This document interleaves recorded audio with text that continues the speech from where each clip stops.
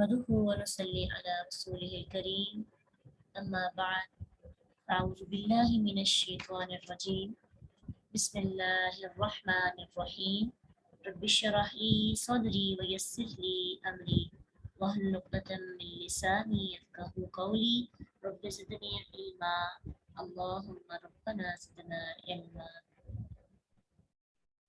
وتركنا بعضهم يومئذ يموج في بعض ونفخ في الصور فجمعناهم جمعا وترکنا و اور ترک چھوڑ دیں گے نہ ہم ترک آپ نے اردو میں بھی یہ لفظ پڑھا ہوگا ترک کرنا کسی چیز کو اس چیز پہ تھوڑا سا غور و فکر کیا کریں کہ کون سے ورڈز ہم اردو میں پڑھیں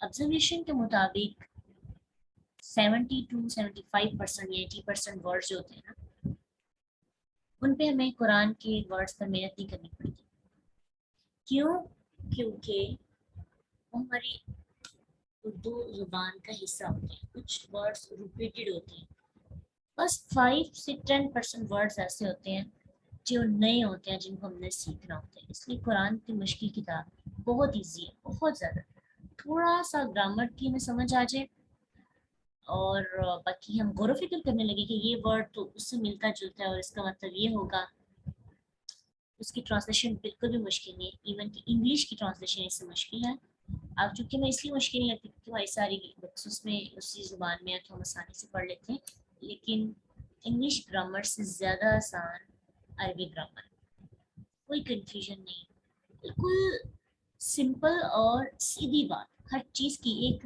زبر اور زیر کی بھی سمجھ آ جاتی ہے لہجوں کی سمجھ آتی ہے اللہ کس لہجے میں بات کر رہے ہیں دیکھیں نا کل ہم نے ایک ورڈ پر 2 لفظ پڑھے تھے استطاعوا اور استطاعوا دونوں کا ترجمہ ایک جیسا تھا لیکن تا کے اضافے سے ہمیں لہجے کی سمجھ آئی روحانیت چینج ہوگی نا ورڈ کی ایک میں شدت ہے اور ایک میں شدت نہیں حالانکہ ٹرانسلیشن میں بتایا گیا ہے کہ وہ طاقت رکھتے تھے یا وہ شدید طاقت رکھتے تھے یا نہیں رکھتے تھے تو یہ ہم نے عربی گرامر سے ہمیں سیکھنے کو ملتا ہے کہ تھوڑا تھوڑا سا جو فرق آتا ہے لفظوں میں اس سے ورڈس کے لہجے اور انداز بدل جاتا ہے انشاءاللہ یہ آپ کو اس لیے بتایا جا رہا ہے تاکہ آپ کے اندر شوق پیدا ہو اور آپ سب خود اس چیز کا اظہار کریں کہ ہمیں عربی گرامر سکھائی جائے ویسے تمہارے کورس کا حصہ ہے لیکن چاہت اس دفعہ یہ ہے کہ آپ کے اندر جنون ہو پھر ہم شروع کریں کیونکہ ایک ایسی چیز ہے جس میں آپ کو تھوڑی سی محنت کرنی پڑتی ہے تھوڑی سی جب آپ تھوڑی سی محنت کر لیتے ہیں تو اللہ تعالیٰ آپ کے لیے رستے کھول دیتے ہیں آپ کو ایک ایک لفظ کی سمجھ آنے لگتی ہے آپ کا جو ہم ہے نا ہم آپ کو یہ بھی پتا ہوتا ہے کہ ہم یہاں پہ کیوں اور کس لیے آئے یہ نون الف نا ہے نا اس کی بھی سمجھ آنے لگتی ہے مشکل بالکل بھی نہیں اس لیے قرآن کا لہجہ اللہ کس انداز میں بات کریں محبت سے یا شدت سے یا ڈرانے والی بات کر رہے ہیں یا سمجھانے والی کر رہے ہیں یہ کیسے پتہ چلے گا قرآن کی زبان سیکھنے سے ٹھیک ہے تو سب ہی اپنے اندر اس شوق و جذبہ پیدا کریں یہ انشاءاللہ جب محسوس ہوگا نا سب دلچسپی لے رہے ہیں کہ ہمیں بھی یہ ہم پر بھی یہ راز کھلیں تو پھر وہ راز کھلنا شروع ہو جائے انشاءاللہ ابھی اگر نہیں نہ شروع ہو رہی تو اس میں آپ سمجھیں کہ آپ کے اندر کا جنون اس کو شروع نہیں کروا رہا جتنا جذبہ یعنی پیاس جتنی بڑھے گی دل چاہے گا کہ پانی اتنی جلدی پلایا جائے اگر پیاس ہی نہیں ہوگی تو پھر پانی پلانے والے پانی انہیں کو پلائیں گے جن کو پیاس ہے تو سمجھیں عربی گرامر کا پانی آپ کی پیاس کا انتظار کرے جب وہ پیاس پیدا ہو جائے گی تو پانی بھی انشاءاللہ شروع ہو جائے گا وَتَرَكْنَا اور چھوڑ دیں گے ہم بعضهم ان کے بعض کو یومئذ اس دن کس دن اس سے 2 چیزیں مراد 2 تفاصیل اس کی گئی ہے یومئذ ایک تفسیر یہ کی گئی ہے کہ اس آیت میں جو بھی بتایا جانے لگا ہے وہ یاجوج ماجوج کے بارے میں ہے، اور دوسری تفسیر کے قیامت کے بارے میں. تو یوم الدین سے مراد یہ ہوگا کہ جس دن یاجوج ماجوج کا خروج ہوگا وہ آزاد ہوں گے، اور ایک یہ بھی مراد کہ قیامت کا دن. وَتَرَكْنَا بَعْضَهُمْ يَوْمَئِذٍ چھوڑ دیں گے ہم ان کے پاس اس دن یموج وہ موج کی طرح گھس جائیں گے، جیسے سمندر کی موجیں ایک دوسرے میں گتھم گتھا ہو کر ہاتھی مارتی ہوئی نظر آتی ہے نا، ویسے ہی وہ تمام یاجوج ماجوج کی قوم کو جب آزاد کیا جائے گا تو وہ موجیں جیسے لہریں موجیں گتھم گتھا ہوتی ہیں ویسے گتھم گتھا ہو کر نکل رہے ہیں. اب دوسری تفسیر کہ قیامت کے نزدیک تمام انسان ایک دوسرے میں گتھم گتھا ہو جائیں گے جب قیامت کا اعلان کیا جائے گا. سمندر کی لہریں جیسے ہوتی ہیں ویسے ان کی تعداد ہوگی. یموج فی بعض وہ موج کی طرح گھس جائیں گے بعض میں. ونفخا اور پھونک ماری جائے گی. پھر سوری سور میں، سور سے مراد ایک سینگ ہے جس میں فرشتہ پھونک مارے گا تو حشر برپا ہو جائے. یہ تفسیر نبی صلی اللہ علیہ وسلم سے ثابت بھی ہے سور کی. سور کیا ہے؟ آپ صلی اللہ علیہ وسلم نے فرمایا السور قرن ينفخ فیہ. ابو داؤد میں سور وہ قرن ہے جس میں پھونکا جائے گا. ٹھیک ہے، ایک سینگ کی طرح سینگ ہوگا اور اس میں فرشتہ پھونک مارے گا. سور 2 دفعہ پھونکا جائے گا. پہلی دفعہ جب سور پھونکا جائے گا تو سب مر جائیں گے، ہر چیز فنا ہو جائے گی. دوسری بار جب سور پھونکا جائے گا تو سارے اٹھ کھڑے ہوں گے اور پھر سارے جمع ہو کر اللہ کے سامنے آ جائیں گے.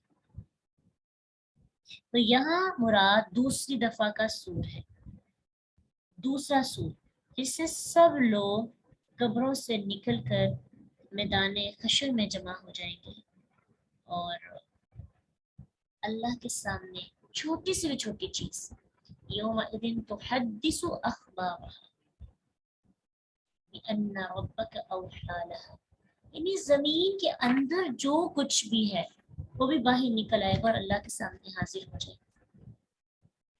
وَعُرِضُوا عَلَى رَبِّكَ صَفًّا، اللہ کے سامنے سب صف صف پیش ہونے لگے گا.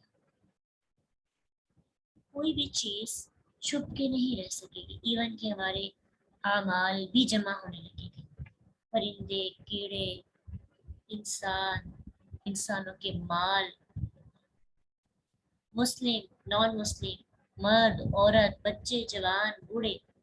فَجَمَعْنَاهُمْ جَمْعًا تو جمع کر لیں گے ہم انہیں جمع کرنا، شدت کے لیے یعنی تاکید کے لیے ہے جمع کرنا یعنی ویسا جمع کرنا جیسا کوئی جمع نہیں کر سکتا. وَأَرَضْنَا اور پیش کریں گے ہم. عرض کا مطلب ہوتا ہے کسی کے سامنے لا کر رکھ دینا. ٹھیک ہے، عرض پیش کرنا، عرض کرو. اردو میں آپ یہ لفظ پڑھتے ہیں عرض کریں، پیش کریں، حاضر کریں، سامنے لا کے رکھ دیں. وَأَرَضْنَا اور آگے لا کر، سامنے لا کر کھڑی کر دی جائے گی جہنم یوم اذن اس دن جس دن سور پھونکا جائے گا. دوسری دفعہ سب لوگ اکٹھے ہو جائیں گے، اللہ تعالیٰ جہنم کو سامنے لا کر کھڑا کر دیں گے. للکافرین کافروں کے لیے آوزا پیش کرنا، یہ بھی تاکید کی گئی. اور صحیح مسلم کی حدیث ہے کہ جہنم قیامت کے دن جہنم کو گھسیٹ کر لایا جائے گا. جہنم کی 70,000 لگامیں ہوں گی اور ہر لگام 70,000 فرشتوں نے تھامی ہوگی. امیجن کریں کتنی بڑی بلا ہے. 70,000 لگامیں، 10 لگامیں ہوں تو ہم اس چیز کو بڑا حیرانی سے دیکھتے ہیں. 70,000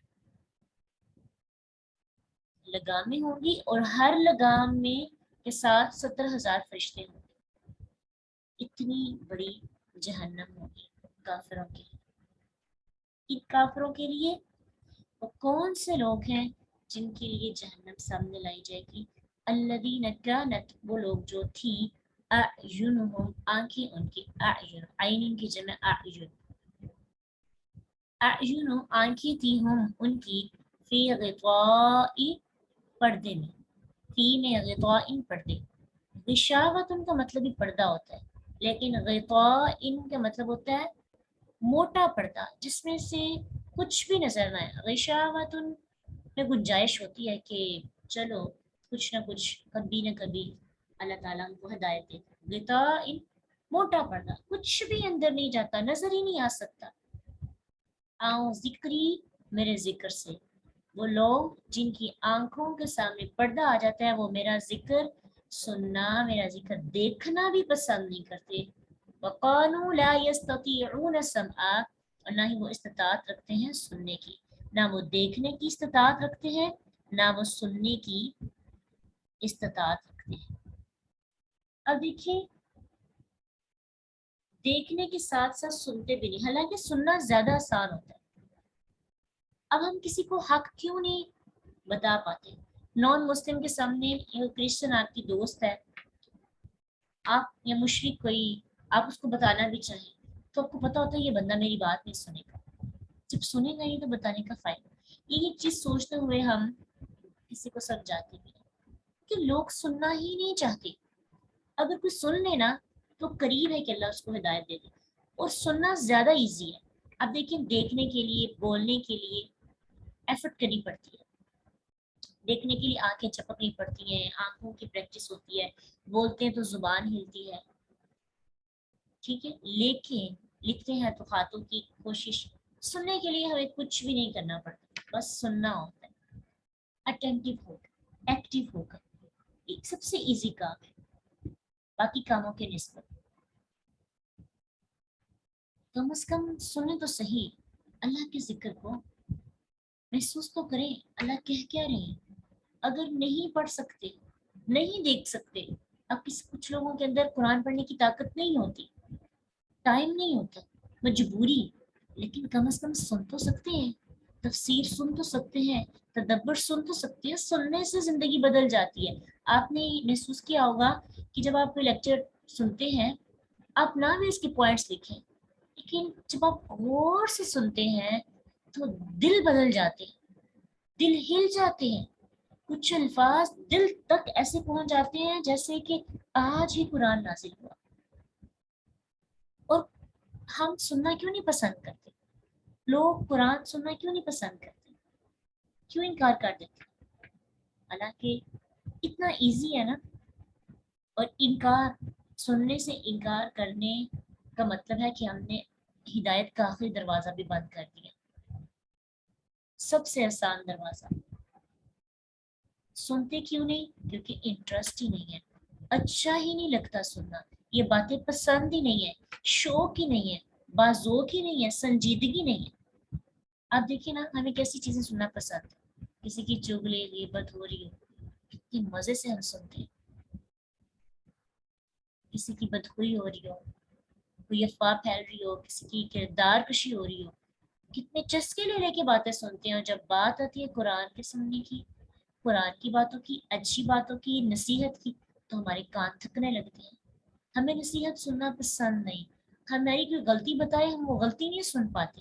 ہماری کوئی خامی بتائے، من یا ناک کو ٹیس پہنچتی ہے، ہمارا دل چاہتا ہے کہ یہ بندہ بس چپ ہو جائے اور ہمیں مزید نہ سننا. لیکن وہی بندہ جب ہمارے مقصد کی، ہمارے شوق کی باتیں کرتا ہے تو ہم بڑے جذبے اور شوق کے ساتھ سنتے ہیں. تو ہم نے خود اندازہ لگانا ہے کہ ہم کیسی چیزوں کو سننا پسند کرتے ہیں. اس سے ہمارے تقوی، ہمارے ایمان، ہماری نیکی کے مقام کا پتہ چل سکتا ہے. بس ایک سننے کی کیفیت کو غور کریں، اس پر ہم کیسی چیزیں سننا پسند کرتے ہیں. سانگس، کامیڈی، چغلی، غیبت، لوگوں کی انگلیاں اٹھتی ہوئی باتیں، یا پھر نصیحت، اپنی اصلاح، قرآن، تفسیر، تدبر، اچھی باتیں، کیا سننا ہمیں پسند ہے؟ اس سے اندازہ ہو جائے گا کہ ہمارا ایمان کتنا ہے۔ تو اللہ کہتے ہیں کہ یہ لوگ سزا کے مستحق کیوں ہیں؟ الذین کانت اعینہم فی غطاء عن ذکری، یہ میرے ذکر کو دیکھتے ہی نہیں ہے، قرآن کھولتے ہی نہیں ہے، قرآن کو دیکھنا بھی پسند نہیں کرتے۔ اب کچھ لوگ ایسے ہیں جو قرآن کھولتے ہی نہیں ہیں، اور کچھ ایسے ہیں جو کھولتے تو ہیں، تدبر نہیں کرتے، غور و فکر نہیں کرتے، اپنے مائنڈ کو تفکر کی طرف لے کے نہیں آتے، ان کو بھی سمجھ بوجھ نہیں پھر آتی، یہ بھی سمجھ بوجھ سے خالی ہو جاتے ہیں، دیکھتے تو ہیں لیکن دل کی نگاہ سے نہیں دیکھتے، کانوں میں آوازیں تو جاتی ہیں لیکن لفظ ٹکراتے ہیں، سمجھ نہیں آتے۔ سو دماغ کا ہونا، شعور کا ہونا ضروری، دل کا شوق، دل کا ساتھ لگانا، کانوں، آنکھوں، زبان کے ساتھ دل کو زندہ کرنا ضروری ہے۔ اللہ تعالیٰ ہم سب کے دلوں کو بدل دے، قرآن ہمارے دلوں کو دھو ڈالے، ہمارے گناہوں کو ختم کر دے، اللہ قرآن کو ہمارے دلوں کی بخار بنا دے، اللہ قرآن کو، اللہ اپنے ذکر کو ہمارے دلوں کا سکون بنا دے، اللہ اپنے ذکر کو، اپنی بات کو ہمارے دلوں کے زندگی بنا دے، ہمارے دلوں کی حیات بنا دے، اللہ اپنے ذکر کو ہماری حیا بنا دے، اللہ اپنے ذکر کو ہماری آنکھوں کا سکون بنا دے، ہمارے دلوں کی، ہمارے سینوں کی گدورت اور بیماریوں کو ختم کرنے کا علاج بنا دے، شفا بنا دے، کیونکہ اگر یہ ہمارے پاس ہے، یقین جانے اس سے بڑھ کر کوئی نصیحت نہیں، اس سے بڑھ کر کوئی ایسی چیز نہیں، کوئی کیمیکل نہیں جو دل کو صاف کر سکتا ہے۔ اللہم طہر قلبی من النفاق، اللہ ہمارے دل کو نفاق سے پاک کر دے اور قرآن کو جگہ دے دے، قرآن ہمارے دلوں پہ راج کرے، اس کو سمجھ سکیں، سن سکے، دیکھ سکے، ہم اس کو سننا، اس کو دیکھنا، اس کو پڑھنا، اس کو سکھانا، اس کو لکھنا پسند کریں، ایک ایک چیز گواہی ہو جائے گی جو ہم اس کے لیے کرتے ہیں۔ آمین یا رب العالمین۔ سبحانک اللہم و بحمدک، نشہد ان لا الہ الا انت، نستغفرک و نتوب الیک۔ السلام علیکم ورحمۃ اللہ وبرکاتہ۔